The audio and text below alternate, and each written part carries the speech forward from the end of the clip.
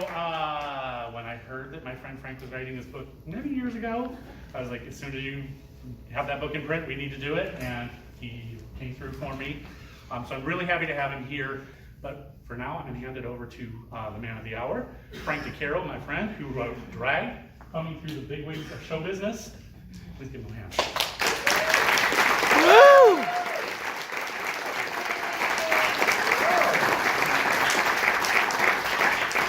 Is this working? Can you hear me? Yeah.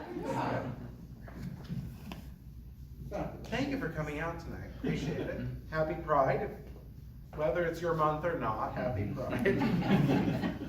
I want to start, and here's a spoiler alert, I want to start by reading you the last chapter of the book, okay? It kind of lets you know where we are in terms of drag right now, or at least where I believe we are. The chapter is called Eating Cleveland, and it begins with the quote, "There are now more drag queens per square foot than there are Chipotles and TD Banks." Michael Musto. Michael Musto, I'm going to hold this like this, it's easier. Michael Musto, the great chronicler of downtown New York, and no stranger to cross-dressing himself, nailed it in 2016 when he wrote an Out.com column headlined, quote, "There are now officially too many drag queens running around." With measured alarm, this most incisive of LGBTQ pop culture commentators wrote, "My wish has come true, and I'm afraid." Everywhere you go, there are guys shaving, tucking, teasing, frosting, and trying to be funny. It's not quite the world he had wished for when he was shopping for oversized girl shoes at Lee's Mardi Gras, a now legendary cross-dressers emporium in Manhattan's then ungentrified meatpacking district. Or when he was photographed naked as Madonna in a parody of her sex book. It is too much. Like Audrey 2, the carnivorous plant in Little Shop of Horrors, drag has eaten Cleveland and Des Moines and Peoria and New York, especially New York, and where you live. Drag has become so prevalent, in fact, that it is impossible to wrap your arms around what drag means, even if you're wearing batwing sleeves the size of a Jonathan Adler queen-size duvet. Is drag an unshaven queen named Conchita Wurst, as Austrian recording artist Thomas Neuwirth is known, winning the Eurovision Song Contest in 2014? Or is drag the shave-headed, Tony-winning actor Dennis O'Hare playing a chrome-domed Liz Taylor on American Horror Story Hotel in 2015? Is drag a Golden Girls parody performed in the basement of a Mexican restaurant in Los Angeles? Or is drag a festival in Brooklyn called Bushwig, starring queens who weren't born when the classic sitcom went off the air in 1992? Is drag two octogenarian cross-dressers slugging it out for the Guinness World Records title of world's oldest drag queen? They're quite wonderful, those two. Or two young Broadway actors like Prescott Seymour and Corder Simmons finding even more success as their alter egos Sutton Lee Seymour and Cacophony Daniels than they have in Trousers. The answer, in a word, is yes. Drag is all of those things and so much more. Nowhere was the scope of this drag cornucopia any clearer than at the Los Angeles Convention Center on a late April morning in 2017. That day, thousands of people, young and not so young, in and out of drag, turned out for the third edition of RuPaul's Drag Con, a hugely popular annual event put together by World of Wonder, the production team behind RuPaul's Drag Race. From morning until night in the vast exhibition space, hundreds of retailers peddled their drag-related wares. From wigs and heels to vegan drag queen cookbooks and photorealist drag queen shower curtains. words. In booths arranged along both sides of rows named Death Drop Alley and Lacefront Boulevard. While performers from all sissy that walks of drag interacted with their fans. Frank Marino, who has been impersonating Joan Rivers in Las Vegas for more than 30 years, was perched on a lame settee in model jeans and gold Versace high tops, taking pictures with a young Asian woman, while Larry Edwards, also known as Hot Chocolate, the best Tina Turner impersonator in the business, modeled geisha garb over his shoulder.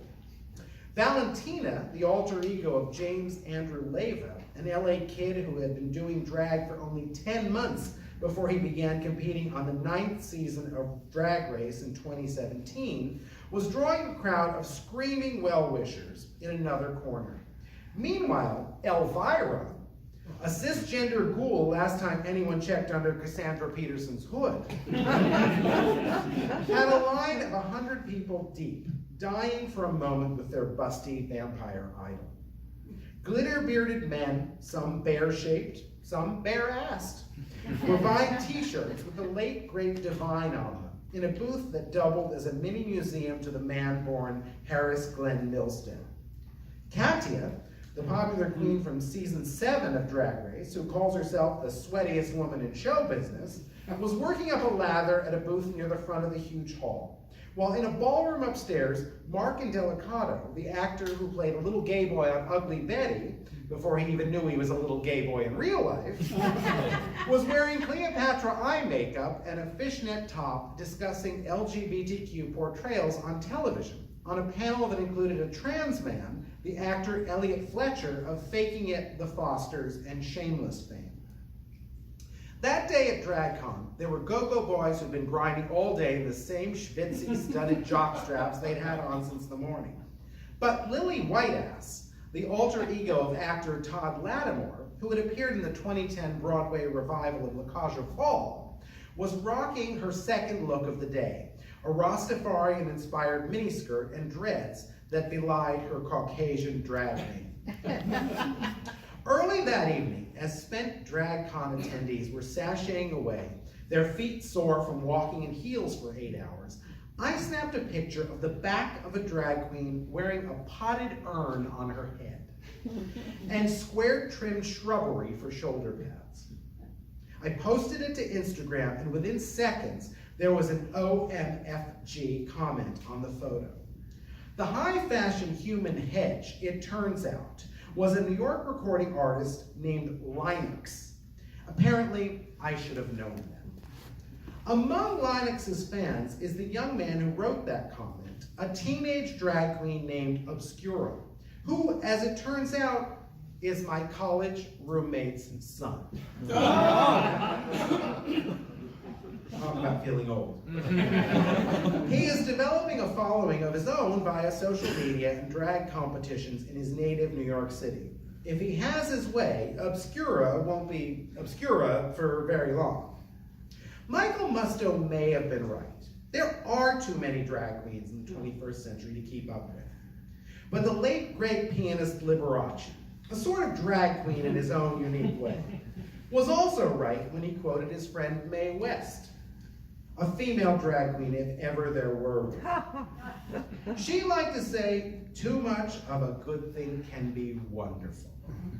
It turns out, in the right outfit, too much of a good thing can be not only wonderful, but also downright sickening. And that's how the book ends.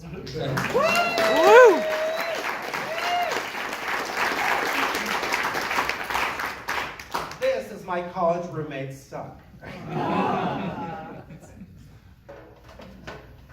I don't think we have drag queens in the family. We do, however, have a coquette actually here in the front row. My cousin who performs coquettes. And they're all pictured in the book. And what's great about the coquettes, I don't know if you've seen the documentary, they were a San Francisco drag troupe, and they were about 1969, and they played the Castro, and when they asked, in the documentary, they asked John Waters, and they asked Holly Woodlawn, the famous Andy Warhol superstar, to sort of describe the Coquettes. And Holly Woodlawn, who, if you're a Warhol star, right, you're a superstar, you probably have seen everything. she was speechless trying to describe what the Cockettes were doing. You know you're doing something right when you can flummox Hollywood, okay? And John Waters, he said, they were like bearded LSD dropping drag queens. He said, that was new then. He said, that still would be new. So, there's that. Now, someone who is absolutely timeless and so funny and delicious and wonderful is going to join me on the panel. She was well known in her hometown of Rochester before the rest of us got clued in on her brilliance. And even though she does a lot of things, when people talk about the Snatch Game on RuPaul's Drag Race, she is the one that everyone talks about. Her, Carol Channing, basically set the standard for every celebrity impersonation that they've tried to do on that show ever since. She's brilliantly talented, and she's as beautiful as she is talented. And I want to bring out Pandora Boxx. Woo!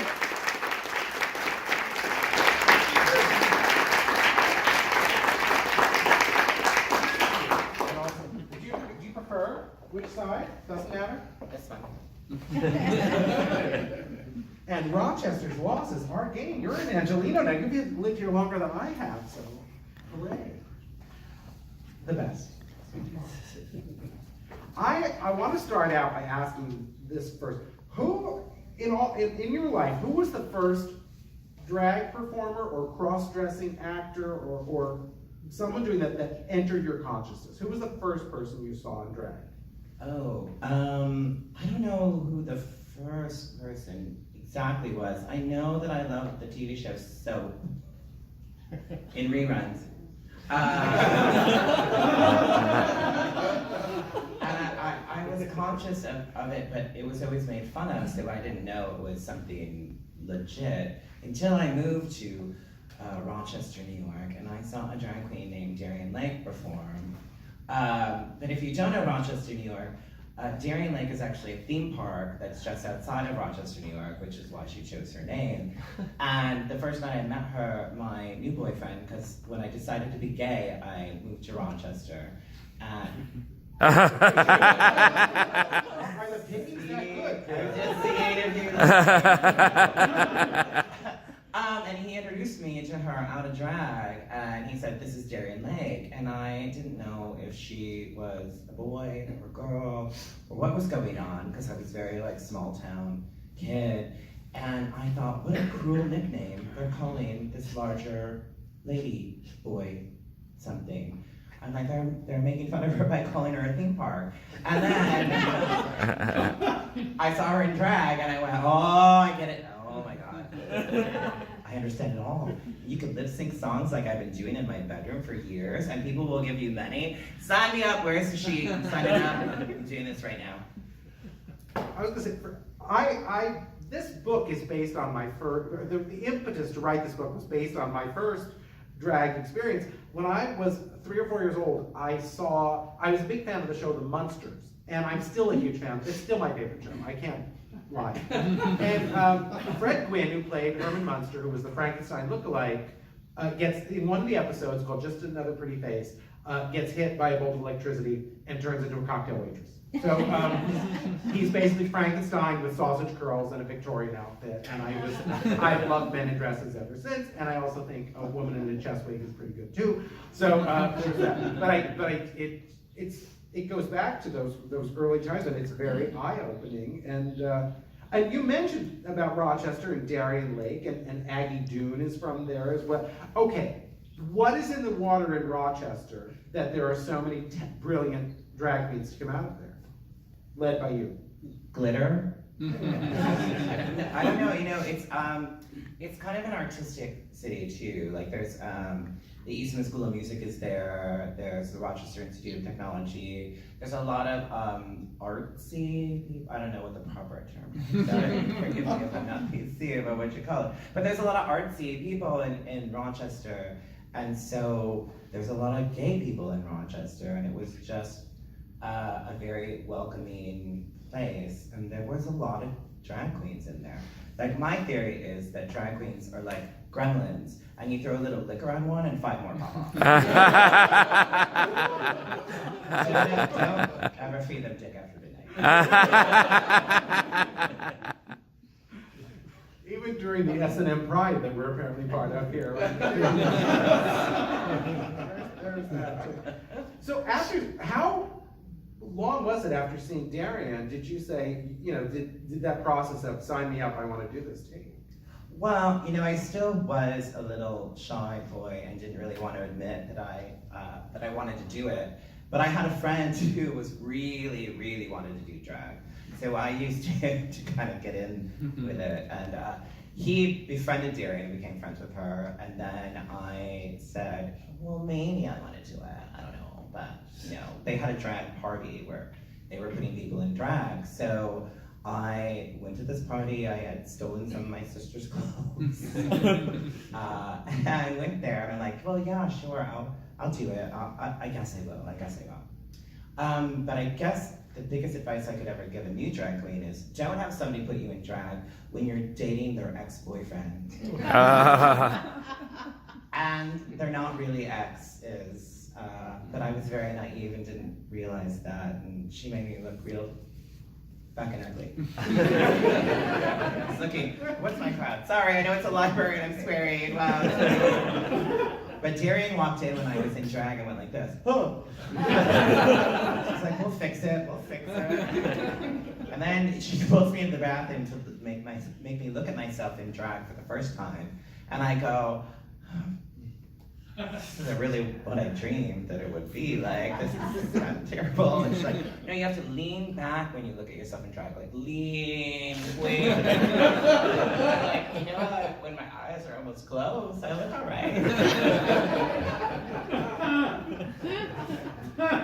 The best I can pull up is one of the Far Side ladies when I do drag. It's like I end up looking like either Prickly from SCTV or Far Side lady is the closest I've ever got. I played a Zumba dancing Jewish mother in a web series. Goldie was very fun, but it didn't look like this. It's like, not at all. How early did the name Pandora Boxx? Well, I had two because I was performing. I befriended Darian, and then my friend wanted to move in with Darian because she had a spot open in her apartment because they hated her roommate. But my friend didn't have a job, I did, and I was like, hey, I have a job, I'll pay for them. And then I moved in. That's all it usually takes. Yeah, I'm not friends with that other friend anymore, but hey, I'm still friends with Darian, but I guess I'm friends.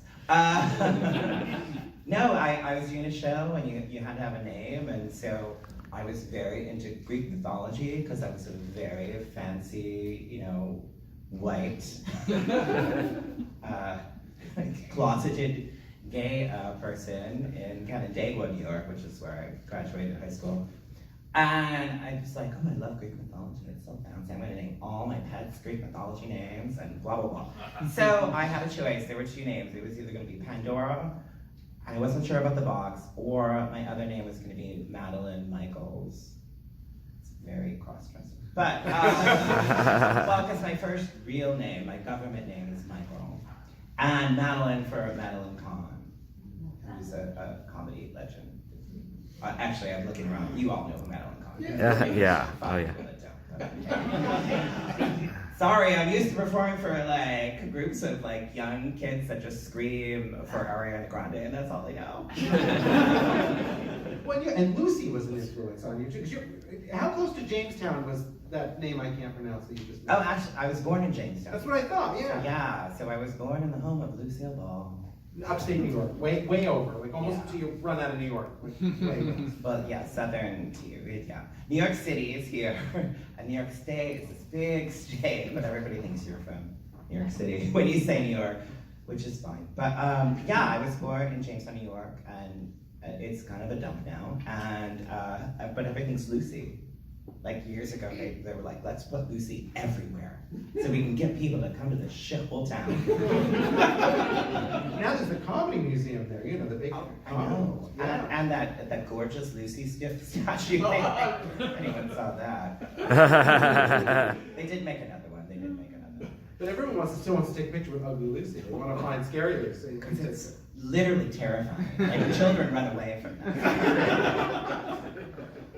I remember when we talked for the book, you were saying that Lucy was an influence and Madeline Kahn, and a lot of funny, pretty women Is that true? That's Yeah. sort of a big influence for you? Yeah, and Carol Burnett and Goldie Hawn was a huge influence because I loved that Goldie Hawn was blonde and pretty, but just could be such a goofball, and I loved that contradiction of, oh, I'm pretty, but hey, wah, wah.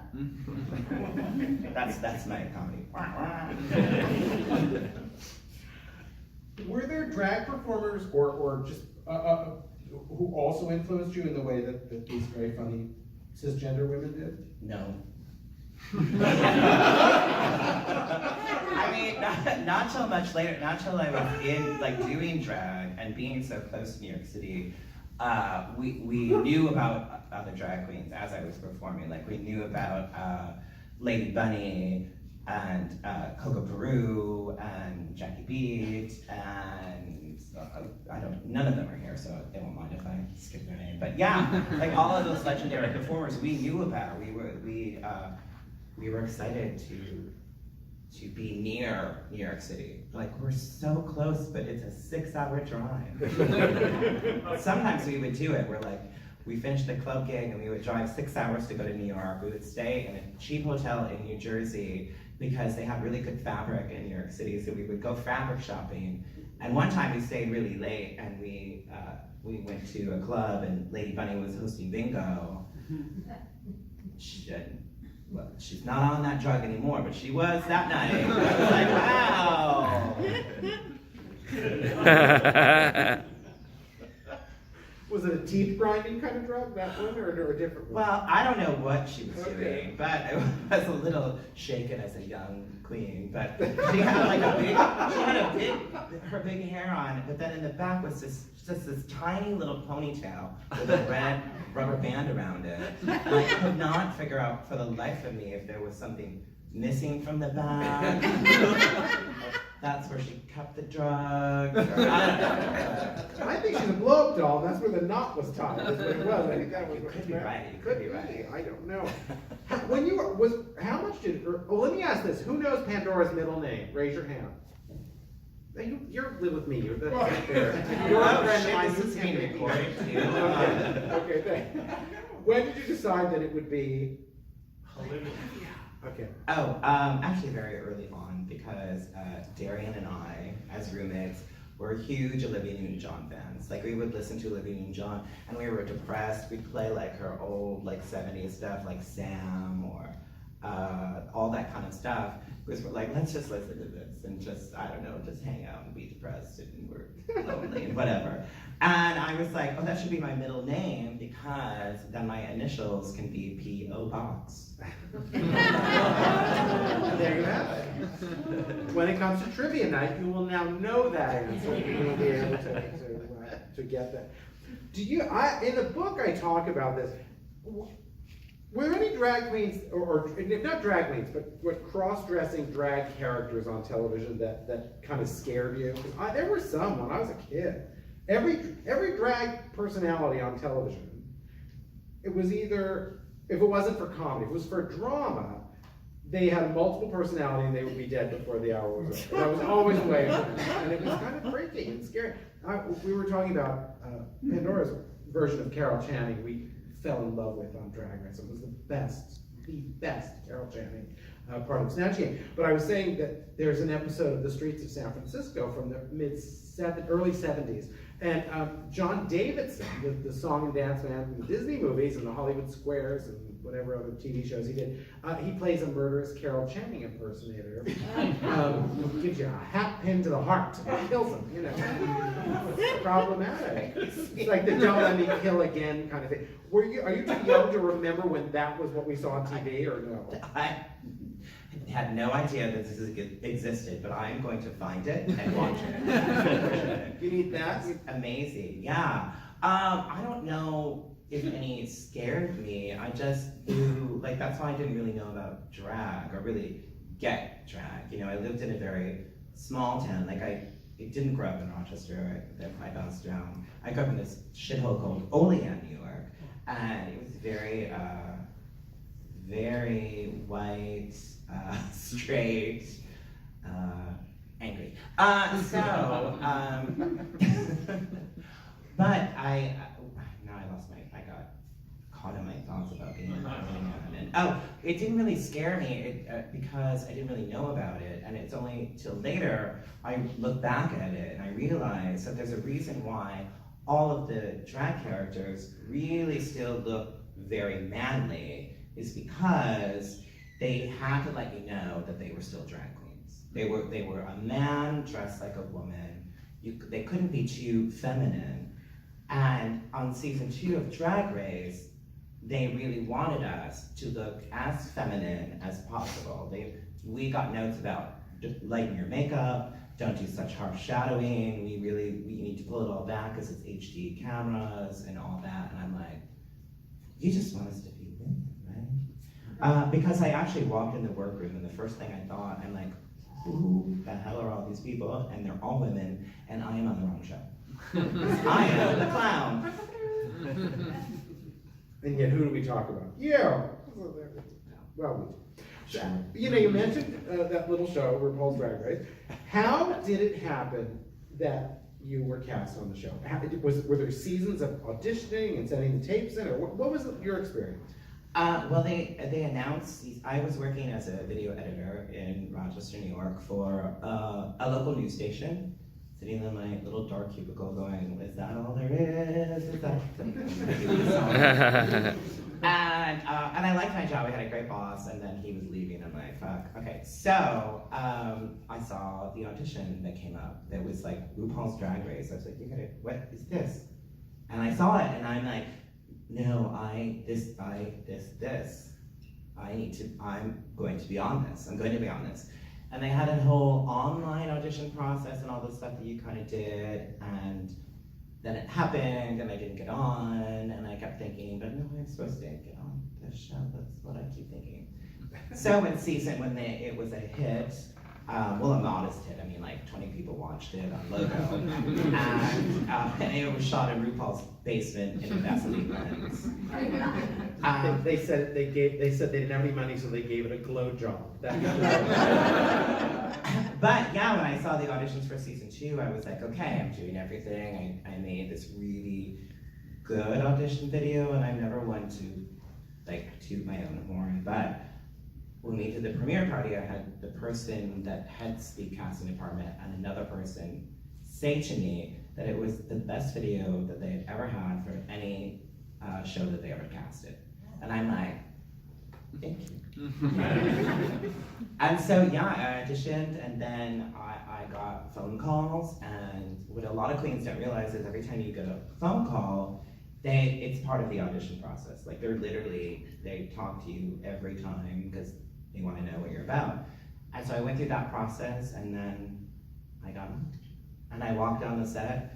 1, thought they were all women. 2, thank God there's a budget. I was going to say, how long have you been doing drag at that point? I think it was like 300 years. In the book, you said that was it true that there was a moment right before that where you thought I may hang up my fishnets kind of thing? Oh yeah, because I really thought that Drag Race was it. Because Rochester's drag, it's a great drag scene, but clubs had closed, and there wasn't a lot of venues, and it wasn't very fulfilling. And I worked at the most popular club, and they did a radio night, but the people that came there just listened to the radio, and unless you did something top 40, they didn't really care. And I hosted it with a good friend of mine who's a DJ there. And I said, hey, why don't we try a trick? Why don't you say, Pandora's gonna do a comedy number. It's funny. Because I had tried before and it didn't work. It worked. Like they were literally that, like you just had to be told, hey, this is gonna be funny. And they're like, okay. So I remember driving to work one day, I think the auditions had started or they were close, and I just was like, well, what's my plan B? Like, what am I gonna do? And I turned down the street and I said, I don't want a fucking plan B. Sorry, I'm swearing a lot, but I do. And then I got on Drag Race because I really was like, well, I'm gonna have to quit or something has to happen. Thank heaven it worked out the way it did, because it was so, no, I don't mean that, because what would you have done it otherwise? I mean, for us, I'm being selfish about it. I asked Alaska 5000 what it was like. I said, was it really like what we saw on TV? And she said, it all really happened. It's just there wasn't the scary music behind it, which I thought was a good answer. In your experience, when you saw, did you watch yourself after you'd done it? Did you watch the season you were on, and how did it feel like, oh yeah, I did all that, or did it feel like, what the hell is this? Well, not talking about All Stars. I was talking about. No, season 2, but it was. I mean, the thing is, if anyone says, "Oh, they made me a bitch," they're kind of lying. Because if you're never a bitch, they can't make you a bitch. But if you're bitchy several times, you can be the bitch. Like, there's certain drag queens that are like, "Oh, they just made me a bitch." And I'm like, "Girl, it's kind of what you're like in real life." Like you're not like full on 100% bitch, but you're kind of bitchy. And that's what they play up. So I was actually just happy that they made me nicer than I thought I might have been, because there were times that then I realized, oh, because they were going to send me home, which led me to win Miss Congeniality, which is amazing. But then, if you watch the show and you're a fan of the show, it's the same position almost every year. I love World of Wonder. All Stars 5. What did it mean to win Miss Congeniality? It was great because I left feeling so defeated, and I thought that I had killed my drag career completely. Like, I thought I was just dead. Because they had just been so critical of so many things with me. Like, they liked everything I did, but they hated what I wore. And, which is fine, but Santino's not a judge anymore, so that's good. And yeah, he said, I don't like your style, so where do you go after somebody says that to you? And a show that's so much about style. And although the one thing that they never really clocked is that I wore the same wig for almost everything. Because I had all these great wigs, well, they weren't great at the time because I didn't have any money, but every time I put one on, I'm like, no, this one looks better, and I tried to style it a little different. They never clocked me on that. Not once, but every other thing. My wardrobe is what they clocked me for. And yet the audience, we all fell in love with you. We did. I mean, we voted for you, and we loved you a lot. How long is that taping process?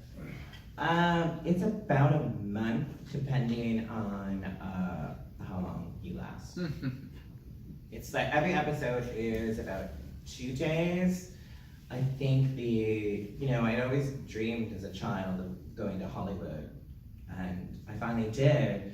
And I was selling cherry pie gift certificates on the corner of Hollywood Boulevard and Krakow, which was a challenge season episode 3.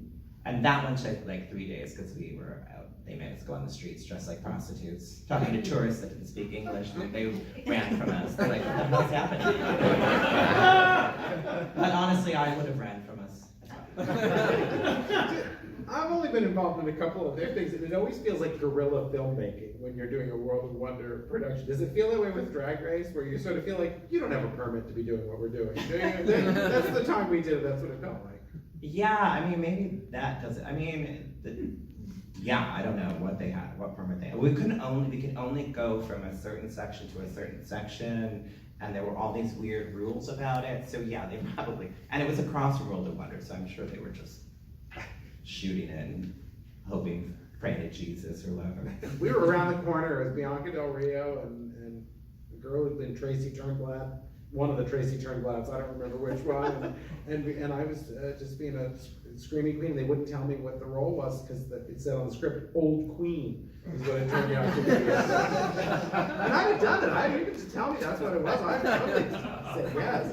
But they were like, well, we didn't tell you because we thought you'd say no. I was like, no, I'll do anything. But it did have that feeling of we're on the street and there's a cop is going to come and we're all going to, Yeah, that's it. I mean, I think it's a little more streamlined now. Oh yeah, I think so. I mean, our first elimination day was like 12 hours, or just standing there, and every judge said something about every contestant, and like, you're just standing there like, oh God, I guess new heels wasn't the right choice for this. I think my feet are bleeding, and then they get you and they go, lunch, and you're like, oh shit.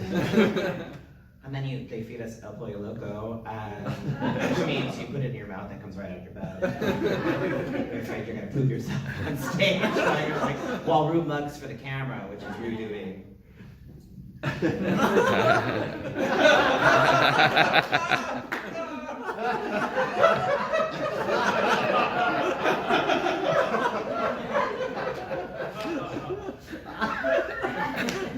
She opens her mouth ever so slightly, so you're like, is she gonna say something? And then 2 hours later, I'm like, can I get a wet nap? Or I really did just shit like that.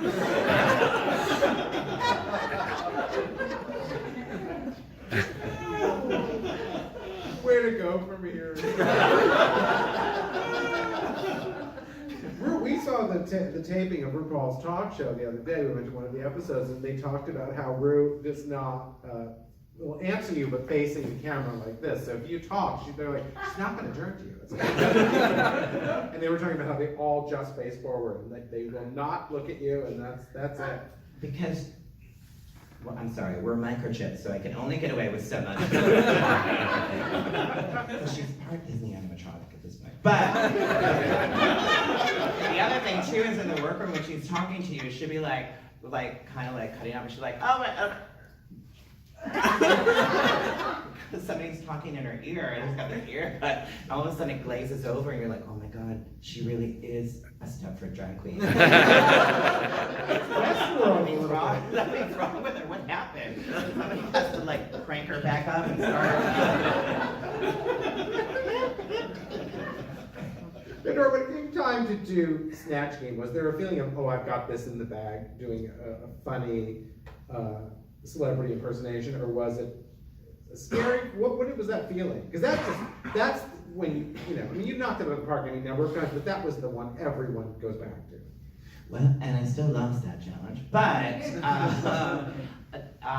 we didn't know anything. We got a very vague letter of what to bring. Like, you need everything from executive realness to country realness to celebrity impersonation. Have fun. I'm like, okay, so I know I need that to bring.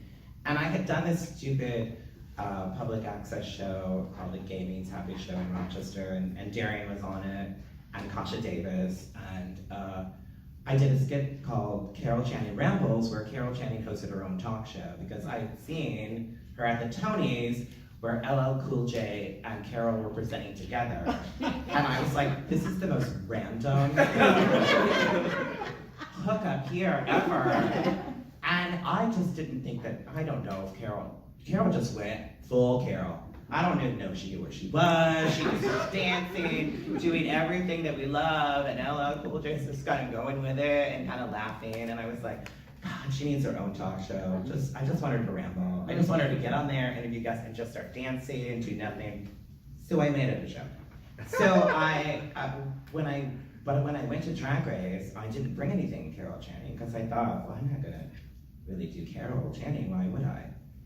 And then when they said it was Snatch Game, it may have been only me and maybe Raven that understood what we were doing. Everybody else was like, what? And I wanted to do Jan Brady, because I had like this Jan Brady outfit, but I asked because it's a copyright character. And then PAs from it were like, no, we watched for Carol Channing, you need to do Carol. So I quickly like saw if I could tease up a wig, and the promo wig that I wear in like my black outfit is actually the Carol Channing wig that I kind of teased up and made it and sewed an outfit really quickly. And then by the time I did that, they came back and they said, oh, you could do Jan. I'm like, no, I'm good. And then when I said to Rue in the workroom that I was doing Carol Channing, like she like screamed and got really excited. I'm like, that's the right choice. See, that's the reaction you want from Rue in the workroom. If she does this and you say what you're doing, are you really sure? You don't do it. And what do you feel? I mean, what did it feel like to make RuPaul laugh that hard? Because Ru really was eating it up. It was like a kiss from baby Jesus. It was really, it really was amazing. Like, it was really like, oh God, this is, no matter what happens in the show, this is an amazing moment. This is like a drag icon of mine. I'm on the show and I'm doing what she asked to like make us laugh. And it's not a forced laugh, and it's Ru's real laugh. Like Ru's real laugh is, like it's crazy, it's loud, and you know that it's like real, it's guttural. And then, as it went down the panel, I was like, oh shit, these guys suck. Until I got to Tatiana doing Britney, and I'm like, ooh, bitch. This is my competition right here. This last, I don't want to talk shit if you don't feel like, but this last Snatch game was just, Pussy. Spanish, it's Saco del Pupo. Yeah. I did the pit stop, the review show with Manila, and that was the episode I got, and so I was excited. I'm like, oh, it's a Snatch game, this is perfect for me to do. And then I watched it, and Manila and I were watching it together, and we're like this, ooh, it was so cringe-worthy. And then I did the Comedy Queens panel at DragCon with Nina West, and I talked about her winning the Snatch game. She didn't win Snatch game. But I thought she did because she was really funny. She didn't win it. Well, ultimately, it doesn't really matter who wins. We sort of make up in our minds who won, you know, and who the real. It's like people like, oh, did it win Best Picture? Nobody knows what, you know. You don't know what awards anything really is. Did you love it? Did people adore it? Did people see DeCaro Channing and go, she's my favorite forever now? You know, that was what happens. And you can just tell people you won your season, and we don't go, that was great, I loved it so much, you know. I should. I mean, and had I known that I would be asked to say raspberries for 10 years later, I still would have done the same. What do you make of, everyone was talking about the most positive things that Drag Race has done. A number of people were saying that if you're not on Drag Race now, you're a little bit dismissed. Has that been something you've noticed? Where does being on Drag Race really give you that imprimatur that you matter in a way that if one is not on the show, they don't necessarily? Well, I mean, I'm season 2. It will be 10 years this summer that we shot the show, which is insane to me. And now there's like 150, 500 queens on the show. So even being like season 2, you kind of feel the blow of these queens that go and get lots of money, and you're like, I'm still here. But I think in general it has helped drag because more people are aware of it, more people want to go to shows. And I think that that people have to realize that there's local shows that they should go and support with the local queens that are amazing.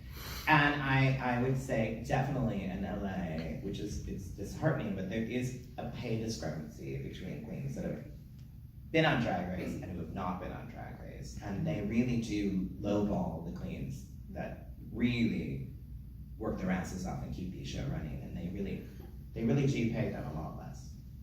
Yeah, let's talk about the more positive thing that, for me, the important thing about Drag Race is that it lets audiences see that drag queens are not Carol Channing impersonators who kill with a hat pin, who have multiple personality disorder, that they are just Americans like everybody else, and they've got families and hopes and dreams and goals and loves and lusts and every other thing that one could want. What do you think the import of Drag Race is to our culture? Or what it's done to drag, let's say that. Yeah, I mean, I will say I do feel like I have multiple personalities, but most of them are pretty decent. I think it's great because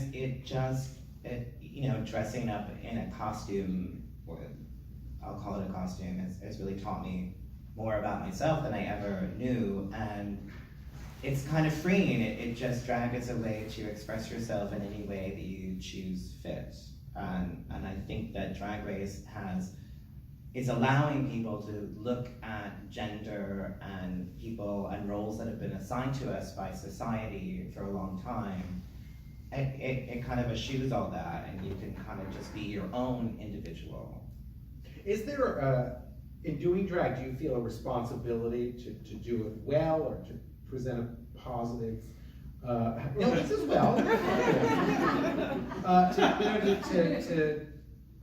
To make up for all those decades of Milton Berle with Carmen Miranda's fruit on her head and on his head and dressed as Cleopatra, with a hairy chest and that sort of thing. I mean, I don't think anymore because I just try to keep up because there's all these kids doing drag and there's all these makeup tutorials and the makeup is just available and wigs are all available. Like you can get anything you want for drag, and that's not the case. We had 2 wig stores in Rochester and one would rip you off and one was like good, but it's like just a shake and go wig and makeup was hard to come by. And you mentioned Lee Mardi Gras, and that's where I bought my first pair of boobies. They were like silicone material and they like jiggled, and we worked at a club in Rochester. We tried to get a lot of straight people in because we knew straight people would be more mesmerized by it and come every week.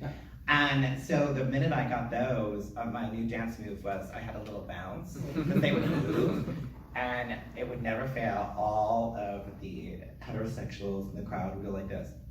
Boobs are moving.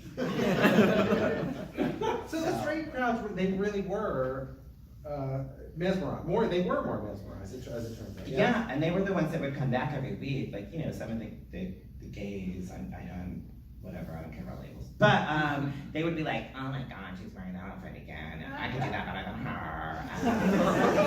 Oh, come on, gays aren't like that. Yeah. And the straights, I'm just gonna call you the straights. The straights are making it rain, giving us money, bringing their friends back every week. Well, it's funny because that was always, in doing the research for this book, that was kind of always the case. I found an ad, I think it was maybe 1964, for a club in Fort Worth, Texas. And it was a turnabout review where the men dressed as women and the women dressed as men. And it was like 28 days in Fort Worth in 1964. And it was sort of like, obviously that wasn't just a gay bar. It was like the audiences really were craving that sort of entertainment. And it's, when you go back and look at it, that I keep mentioning this, there is a clip on YouTube, and I tell you, you have to find this. Do you know Jim Bailey, if I say that name, female impersonator? Okay. He was like don't call him female impersonator, he was a gender illusionist. Don't drag me, need a punch to it.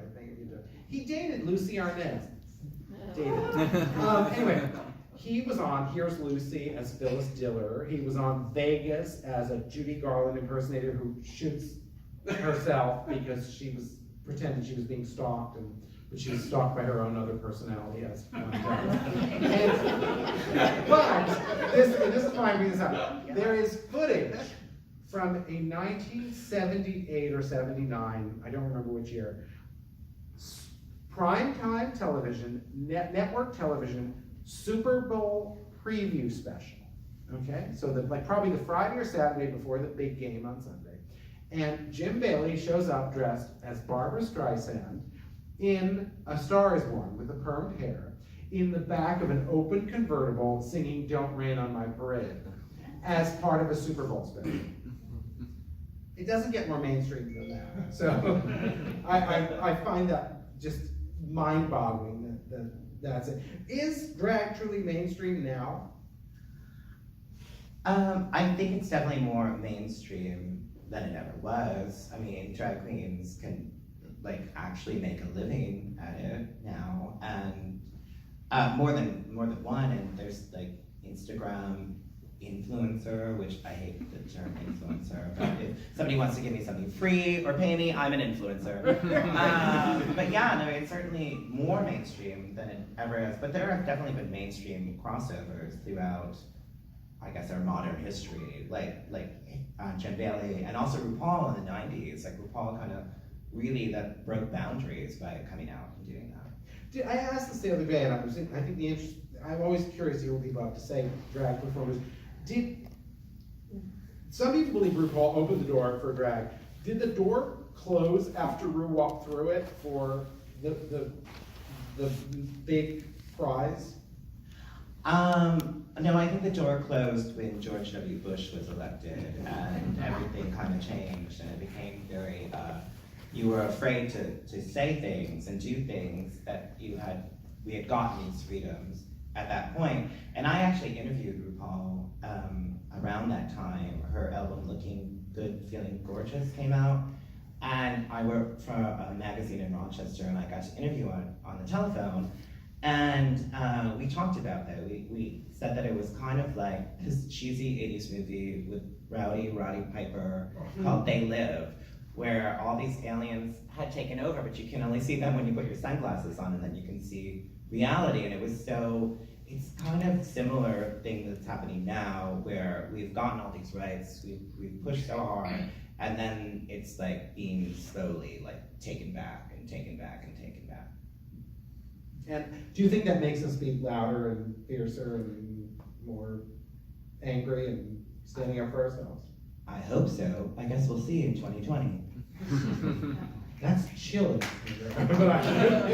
but yeah, no, it's funny because you do think about, I mean, I don't know, what was it, November, what day was it, November, it was 11/9, it was November 9th, right, you know, when Trump was elected. And I mean, to me, the rallying cry was, oh God, what can I do that's even gayer than what I've been doing? It's like, because that felt like what, that was the clarion call I heard. Like, oh God, I gotta step up my game. And so I think that's why a drag book is like, well, that's appropriate, because it's even gayer than everything else I did. So, Yeah, you know. and I think the only difference now between then, when George Bush was elected, who everybody seems to forget did anything bad or wrong, Well, and you just couldn't speak against him. Like, it was so frowned down upon and hated upon if you spoke against him. But thankfully, we can speak against this president.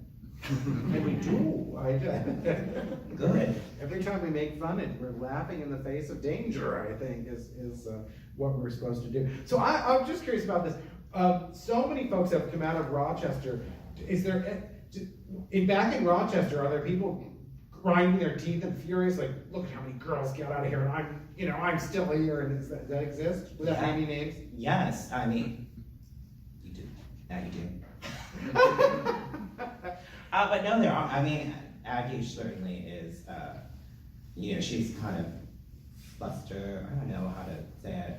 I mean, we used to hate each other, so we like each other now, but she is kind of frustrated because she started with all of it. Well, she started before, she's older, but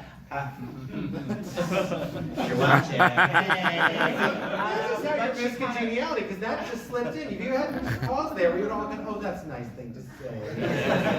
Right? No, we were successful in Rochester at the same time, and she definitely has felt the frustration of not being on the show. But, and I also mentioned that she's older, because I think that there is definitely a bit of ageism in Drag Race and how old you can be to be on the show. What's the one thing, this is my last question to you, what is the one thing you're just itching to do as Pandora Olivia Boxx? All Stars 5 on RuPaul's Drag Race. And with that note, thank you so much for being here. Thank We're you. going to sign books, and if you buy them, and you should. Pride Month, support a gay. Anyway, we're going to be selling books, and You want to do audience questions? oh, do you want to do audience questions? I'm happy to do audience questions. What? 10 minutes? Make them good. Why, Mr. Dennis? How are you? Hi. I'm What's good. your Congrats. question? Thank you. I'm glad you're here. My question is, how did your shopping for drag change when everything went online and you could buy anything anywhere? It changed everything. Because I could go online and not But have. you would get the stuff and it was right and it wasn't, you know. Oh, no. I mean, Amazon is good. I think I'm getting, I'm like, oh, this dress can be gorgeous. I'm like, return it. And like now, though, it's kind of, I have to be really particular, and I have a lot of stuff made. Just because fans are super critical, and you have to look exactly right or on point, or they'll come for you. Did you have to starve too? Yes. No, I don't know. I do like to eat. Yeah, but you look, you know, Well, unless you're. I'm sitting down, so I wear an outfit that goes like that. So, yes. I have two questions. So, piggybacking on that one, before the online era particularly, and even now when you do go shopping in person, Are mainstream stores, do they allow someone who presents as a man to go into a store and try on a woman's article of clothing in the dressing rooms? Is that ever a weird situation, or how did people do it before you could order in the privacy of your home? It is a weird situation, and I never would try on anything. I kind of knew what my size was, and I was super, super skinny, so I knew I could fit into a lot of things, and I have a smaller size foot, so I know what size shoe, so I didn't really have to try on anything. But I know we went to one store, I think maybe it was like Macy's or something, and the woman that was there loved it. We all tried on dresses, and everything was amazing. And so it's kind of a mixed bag of nuts, if you will, what you get when you go places. And I don't really go too much shopping, like, for drag now, but I will tell you something, that Michelle Visage loves her some Forever 21, and when we were going to a lot of places and touring, if there was a Forever 21, her and I were at that Forever 21 buying things, and we did a show in Denver with Chad Michaels, who didn't go with us, and there was a fringe coat, and we were trying it on, and we were both doing Cher, and we're like, oh my God, it's for Cher! Like crappy Cher. And I was like, this is what we're doing when we see Chad, you know that, because you know she loves crappy Cher. Right? And so we did it to her for like 10 minutes, and Chad was like... Well, and the other question was, you mentioned that they had really commented and complimented you on your audition video when they got it. What is it they said they loved about that video? And in terms of what would you tell other queens or budding queens out there who want to audition for the show, what qualities do they need to capture? Well, I listened to everything that they said in the thing. Like, I did all the list of demands, and I did it in like a clever way, but still showed myself, because you can't do too many like quick edits. And I think they say that now in audition videos, because they want to see you being you. And I thought about it, I worked on it. Like, I really was like, I'm getting on this goddamn show. Sir, you had a question, yes. You said it's easier now to make a living as a drag queen. I know that I was a fan of Jinx Monsoon. I went to New York and saw her show, and I expected that was an example. You could create your own show and go on tour, and you could make money that way and stuff. Although I noticed the show hasn't come here yet. Do you have to create your own shows and tour, and do you have to tour internationally, or how do you put that together now? I stopped listening after you said Jinx Monsoon.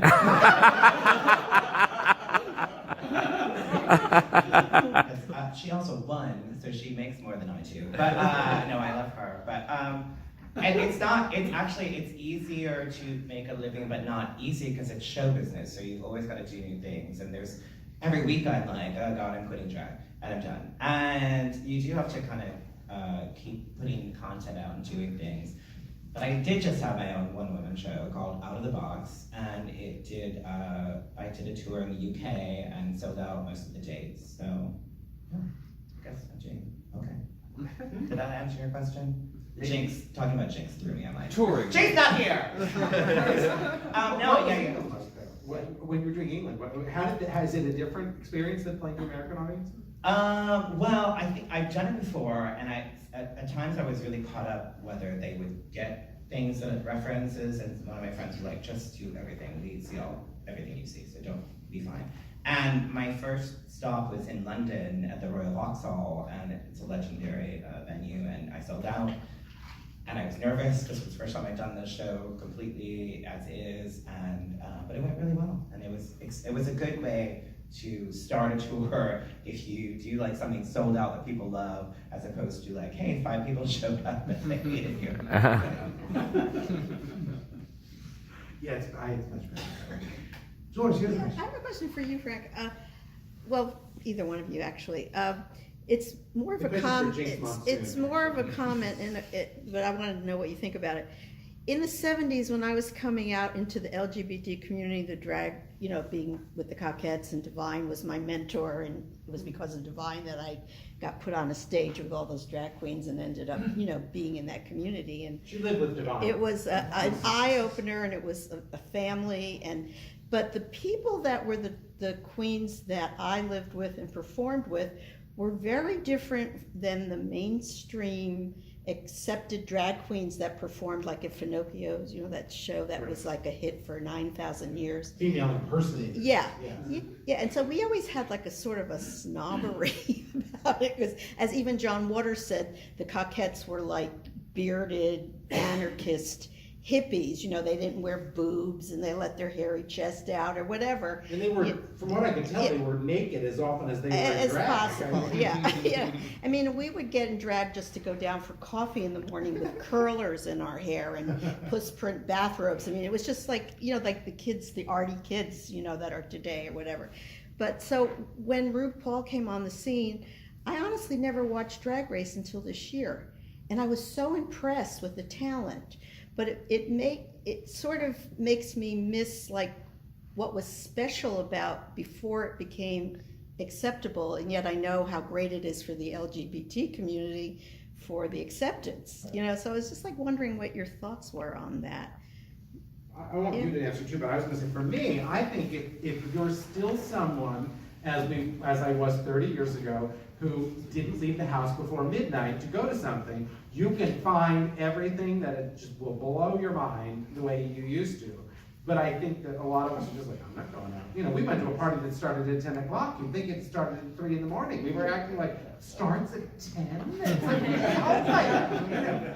And so, but I think if you're still going to stuff, if you're in like, going to the far reaches of Brooklyn or somewhere in Silver Lake at 2 or 3 in the morning, or downtown, actually here would be downtown, you'll find stuff that'll curl your hair, you know, I think. Yeah, no, I was just gonna say that drag still exists, and that's part of the reason why Evie Oddly won this season. Yes, I is got because, that, yeah. she was weird and she's different, and it's like, and the fans kind of, they want that. They like the pretty, gorgeous model, but then there's fans that are like, no, I want the weird and they want the different. And, Right. and definitely downtown LA right now, that's where you want to go. You go to Queen Kong on Friday, and you know the Boulet brothers produced that, and they also produced Dragula, the alternative to Drag Race, and it's all there, all the weird stuff. It's still a part of drag.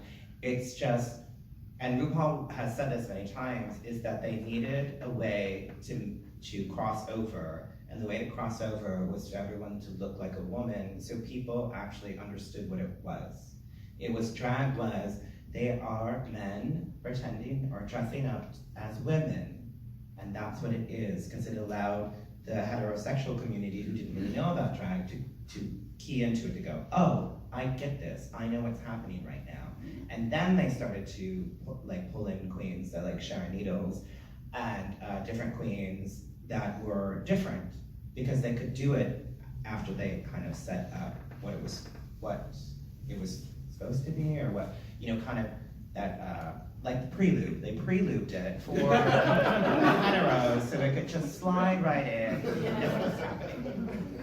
Well, I do. I think now, to me, that when I read that chapter, I do think it's the interesting thing now is that it's the smorgasbord of drag. That any, you know, it's 31 flavors. Whatever you want, they'll scoop it up for you. It's there somewhere. You just have to know where to look for it. And thank heaven for that. I think it's a very exciting time, I think, for drag, because it comes in so many flavors now. I got that at DragCon this last weekend. It was such a joy to be there and see all these young kids and everybody in the game, you know. It was very fun. There's a kid who's named Desmond, is amazing, and he's 11. And he is one of the fiercest drag queens you will ever meet in your life. And I said, I'm having everyone who's in my book sign this one copy of the book that I travel around with. And I said, would you sign my book, this little 11-year-old? And he said, wait a minute. And he went, Mom! And he went from being this fierce little drag queen to an 11-year-old who had to ask his mother's permission to sign my book because I was the grown-up, and asking, you know, I was like, who's this strange bald guy? You know? I said, I mentioned you in my book, look, and he saw it. And on the downside of people like that, people call social services on his parents because they let him do drag, okay? They get harassed because they're good parents, you know, or liberal parents, or understanding and accepting parents. That's where we're at now, okay? And we're also, and conversely, there are parents who are like, fuck it, my kid's gonna dress the way he wants, you know, so thank him for that. So, yes, Ron? So that's the last question. what's next for you in drag, and if this Pandora have anything cooking, what's next for you guys? Thank you for asking. With me in drag or me in the Me book? Oh, and- me in the book, okay. Me in drag could be tonight in Fluffy Slippers, I don't know. Jim, whatever you want, I'll do it for you. I'm on a high now, it's great. No, I'm gonna be in Palm Springs on the 15th of June at a store called Just Fabulous. And as the owner says, it's not a store, it's a lifestyle. Anyway, he did say that to me once, and I was like,